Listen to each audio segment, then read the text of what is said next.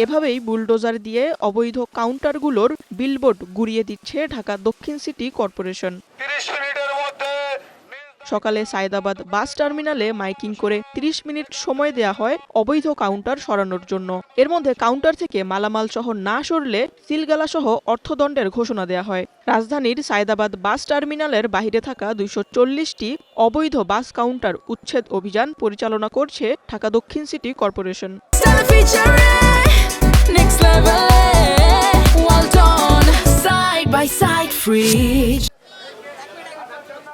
Ultimatum দেওয়ার ৩০ minute পর সৌদিয়া এবং হানিফ এন্টারপ্রাইজ সহ কয়েকটি কাউন্টারে সিলগালা সহ তালা ঝুলিয়ে দেওয়া হয়। এছাড়াও টার্মিনালের পরিবেশ সুন্দর রাখার জন্য কাজ করবে বলে জানান ঢাকা দক্ষিণ সিটি কর্পোরেশনের নির্বাহী ম্যাজিস্ট্রেট।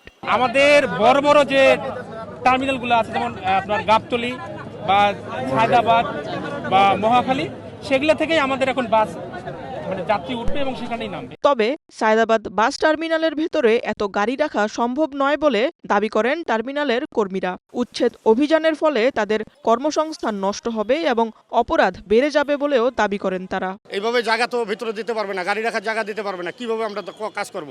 আমাদের তো জায়গা নাই, স্থান নাই, আমাদের স্থান নাই, জায়গা নাই, এখন আমরা কোথায় যাব?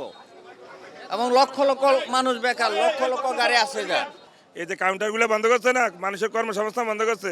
এই ছিনতাই বাস, ছাঁদাবাজ, লুটবাজ, ঠেকবাজ এগুলো বাড়াইলো সরকার। টার্মিনাল মালিক পক্ষ থেকে জানানো হয়, আগেও অবৈধ কাউন্টারগুলোকে নোটিশ দেওয়া হয়েছিল। যেহেতু বৈধ টার্মিনাল ভেতরে রয়েছে, তাই এখানে পুনর্বাসনের কোনো সুযোগ নেই। এখানে পুনর্বাসনের প্রশ্নই উঠতেছে না, কারণ এদের প্রত্যেকের কাউন্টার আছে ভিতরে এবং প্রত্যেকে টার্মিনালে পর্যাপ্ত জায়গা আছে এবং কাউন্টারও আছে বিদ্যমান। ওরা ওইখান থেকে স্টার্ট করলেই শুরু হয়ে যায়, এটাতে পুনর্বাসনের কিছু নাই, ওনারা যাবে না ওইখানে, ওনারা ওনাদের খেয়াল খুশি মতো ব্যবসা করবে, এইটাই হলো তাদের। সম্ভাব্য ক্ষতি এড়াতে অভিযান চলাকালীন অনেক কাউন্টার নিজেদের বিলবোর্ড খুলে সরিয়ে ফেলে।